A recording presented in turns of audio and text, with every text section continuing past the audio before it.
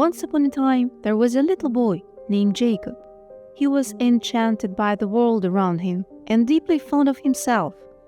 His body, his movements, his drawings, the towers he had built, and the new skills he had mastered. Whenever he drew something, learned something new, or made something, he was very proud and would look into his mother's eyes for confirmation that what he had done was indeed wonderful. He would show her his creations, wanting to be praised, searching for that sparkle in her eyes, that warmth in her gaze, to assure him that he was wonderful and that she was proud of him. But even though his mother loved him, she also wanted to raise him properly. She would often say things like, "Don't call outside the lines, pay more attention, be nicer to people, be more careful, behave better, don't upset me, think better. Why are you so stubborn? You're so selfish, you're so clumsy." Whenever he touched the wrong object, went to the wrong place, fell or stained his clothes, his mother would get very upset with him, and he would feel scared and ashamed. So Jacob understood that making mistakes was a very bad thing, and then he had to make everything right and never fail. Through that, he thought, he would finally earn her love. At school, Jacob studied well enough, but his teacher would often say things like, "I expected more from you. Sit up straight. Don't interrupt. Don't get distracted. You can do better. Don't be arrogant. Your answer is very upsetting. Think twice before you speak." And again, Jacob would feel scared and ashamed. Nothing he did ever seemed to be good enough. And all he could take from it was that he himself was not good enough. He had to do better, he thought. He had to seek perfection, never make mistakes, and never fail. Through that, he thought, he would earn respect. Jacob grew up to be a fine young man. He had a good job in a nice office. But whenever anything went wrong, he would be very hard on himself. "You're so stupid. What's wrong with you? You're so clumsy. Get yourself together. Pay more attention. Do things better. Be more responsible. How could I be so selfish? I shouldn't have behaved like that. I shouldn't have thought that. I'm a bad person. I'm a loser. I'm a failure." No matter how much he achieved or how many promotions he got at work, he never felt like he was performing well enough. So he kept pushing himself even harder and criticizing himself even more. He often felt anxious and even suffered from panic attacks. So Jacob decided to see a therapist. "Why am I constantly criticizing myself?" he asked. "When we're young, we absorb everything that the important people in our lives say," said the therapist. "The criticism we hear will be absorbed and create our inner critic."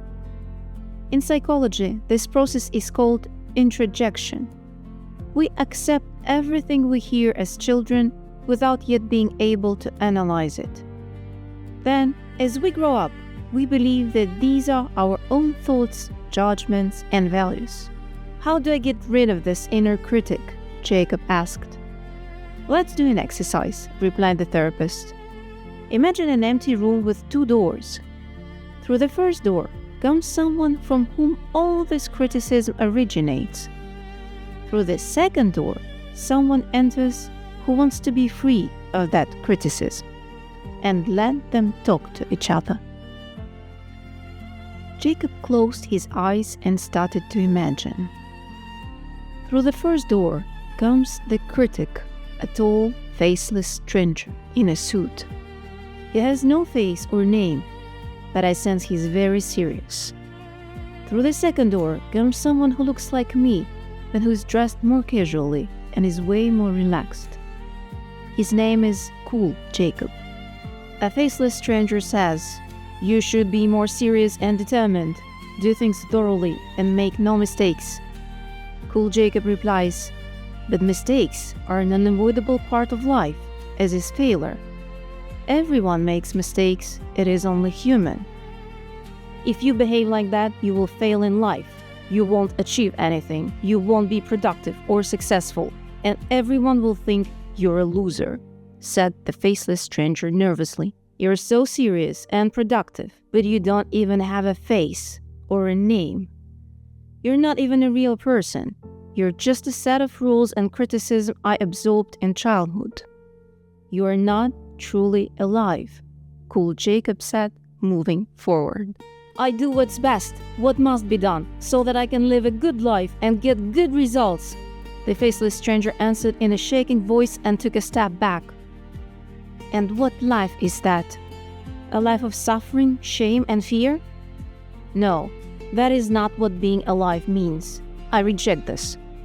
From now on, I will take charge. I give myself the right to make mistakes and to fail. I will live my life with joy. I am fine with being imperfect. I choose happiness.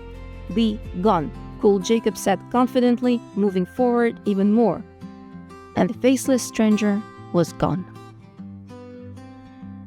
It was a lovely spring day. The sun was shining and Jacob was walking along the seafront. He bought a scoop of ice cream from the ice cream van. He made a sudden move, and before he could taste it, the ice cream fell on the floor. For a second, Jacob considered criticizing himself. He had done so all his life. "You're so clumsy, what's wrong with you, what a fool." These were the faceless stranger's standard comments. But this time, Jacob chose something different. "I do things the best I can, and that's enough," he thought and smiled. "So I'm going to clean this up and then get myself another scoop, with a chocolate topping this time."